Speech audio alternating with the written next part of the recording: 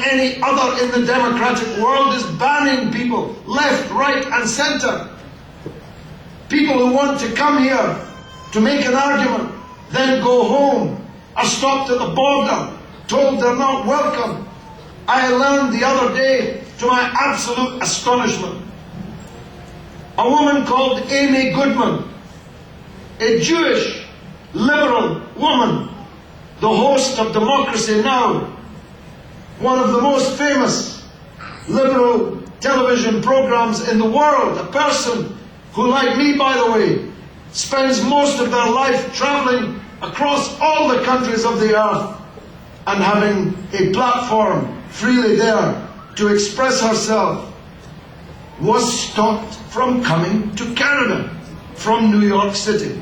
Shame. Everywhere I go, I hear stories that so and so has been stopped from coming to Canada.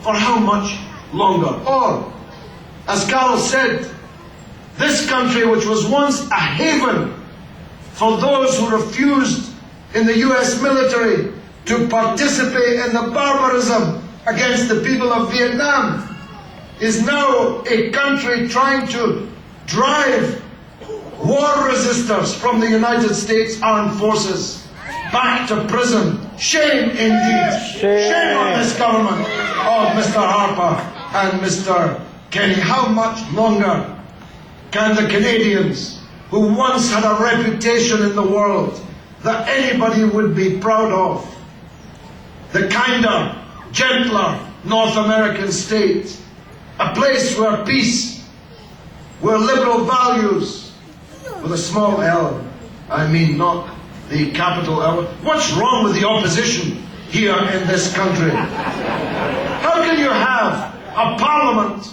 in which hundreds of members are paid to be the official opposition, who say to the government, you want to get deeper involved in a war? You want to break your promise to the people that you made about that war? Go ahead, please. Don't even bother to debate it with us. Never mind allow us to have a vote. Talk about Tweedledee and Tweedledum. Two cheeks of the same backside. That's Ignatieff and Harper, if you ask me.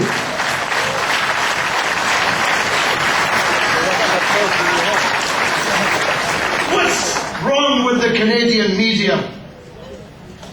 In their reporting of this tour, I tell you there's not 20 demonstrators outside, not 20. But if there is any coverage of this event tomorrow, be sure that in the Canadian media, most of the coverage will be about the 20 people outside, not the 1,000 people inside. Because that's been the pattern so far. You know, the only newspaper that I have read covering this tour who properly identified the role of the Jewish Defense League and described it as a right-wing Jewish organization was the Israeli newspaper Haaretz. Not a single Canadian paper has mentioned the Jewish Defense League and their role in stimulating these desultory protests. Every time I do a television interview, I spend 75% of it defending myself against the charges made by Kenny, which the judge has already dismissed. And no matter how many times I say, well, the judge has already dealt with this, why don't you read his 60-page report? They either haven't read it, don't accept it, or in any case are determined to continue to press the point. What's wrong with this country that it should be giving these rights of veto over a people, a group of people that don't even represent the people in whose name they say they are acting? The vast majority of Jews have nothing to do with the Jewish Defense League. They're a fringe organization.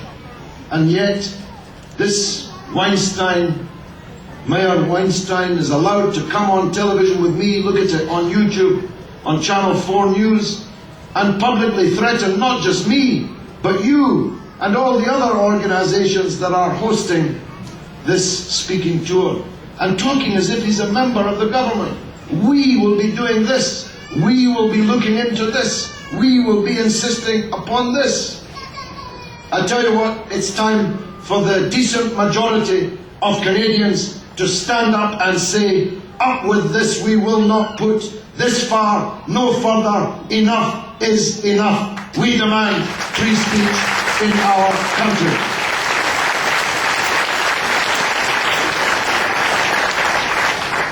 Of course, there's no freedom of speech that can be allowed to permit speakers to set out to whip up racial and religious hatred.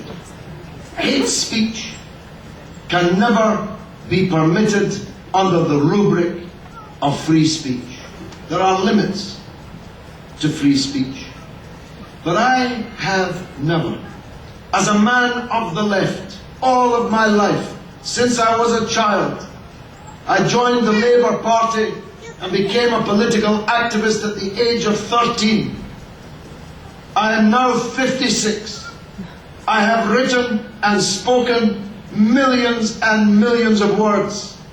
I have never in my life had a racist thought, spoken a racist word, participated in any racist action. And anti-Semitism is just another form of racism. I spit upon it, I hate it, and I will resist it anywhere that I find it, and I have always done so. How could somebody like me credibly be accused of being, as I was in the Canadian media this week, in something called the Jewish Tribune, I think. I was called a Jew hater. This is a poisonous libel. And I give notice to these people now, we are going to start suing them for libel and defamation for these kinds of lies.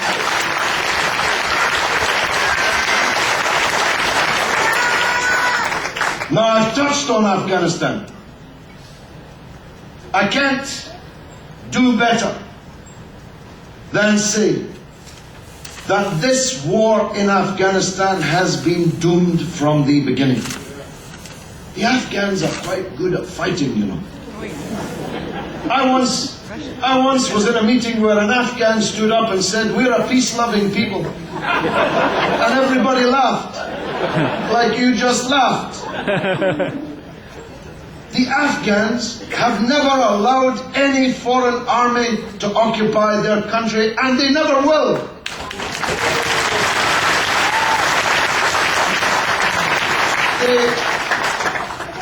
Even Alexander the Great didn't successfully occupy Afghanistan, and Mr. Harper, you ain't no Alexander the Great.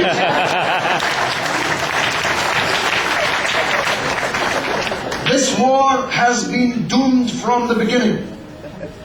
I said, if you'll allow me to quote myself, in the debate in the British Parliament 4 days after the terrorist atrocity of 9/11, in which thousands of people, innocent people, were mercilessly massacred. I said, I despise Osama bin Laden, an obscurantist, medieval savage. But pointing at the Tory front bench, I said this: the difference between me and you is that I have always despised Osama bin Laden.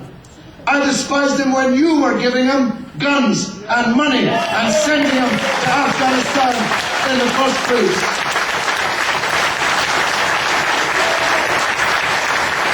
Can you imagine anything more obscene than killing Afghans in 2010 to punish them for the presence in their country of people that we sent into their country 30 years ago?